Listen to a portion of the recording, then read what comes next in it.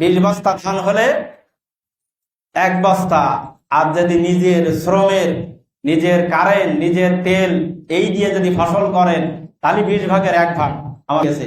আর আকাশের পানিতে যদি হয় 10 ভাগের 1 ভাগ। এই বিধান দিয়েছেন কে? তাহলে আমরা এই সমস্ত হিসাব করব না। আপনি ডিজেল পেট্রোল দিয়ে করেছেন, আল্লাহ এখানে দেখেন কি সুন্দর ব্যবস্থা করেছেন। আপনি 10 ভাগের 1 ভাগ দিতে হবে, 20 ভাগের 1 ভাগ, তার মানে অনেক কম। আর যখন আসমানের পানি দিয়ে হবে, কোনো কারেন্ট লাগবে না, ডিজেল লাগবে না, তেল লাগবে না, সেই সময় দিতে হবে 10 ভাগের 1 ভাগ। এই 10 ভাগের 1 ভাগ ধান যদি ওষুধ দিতে হয়, কলিজা জ্বালা করে না? করে না?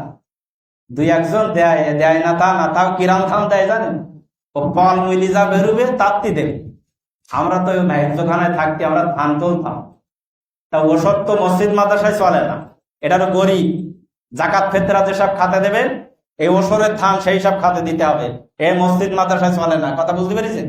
মসজিদ মাদ্রাসায় দেবেন দানের ধান দেবেন। হয়তো আপনার 1 বিঘি জমিতে 20 খান ধান হয়েছে, 1 খান ধান আমি দান করলাম, মসজিদ দিতে পারেন। কিন্তু ওষুধ যেটা ওষুধ, এটা হিসাব করে আপনাকে এই গরিব, অসহায়, দুঃখী, ঋণগ্রস্ত, কন্যা দায়গ্রস্ত এই সমস্ত ব্যক্তিদের এই ধান পৌঁছাই দিতে হবে।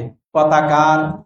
তাহলে আর আপনার ওই জমিতে কারেন্ট পোকা লাগবে না, মাজরা পোকা লাগবে না, জমি থেকে আফসোস করা লাগবে না, রে জমিতে ধান হইল না এবার। হ্যাঁ, আমি মাঝে মাঝে বলি তোমার জমিতে মোটে ধান না হওয়াই উচিত। কথা বলেন ঠিক কিনা? কেন আল্লাহ বিধান দিয়েছে, সে বিধানের দিকে আমরা কেউ যাবো না, আমরা সবসময় চলবো উল্টু। কথা বলেন ঠিক না?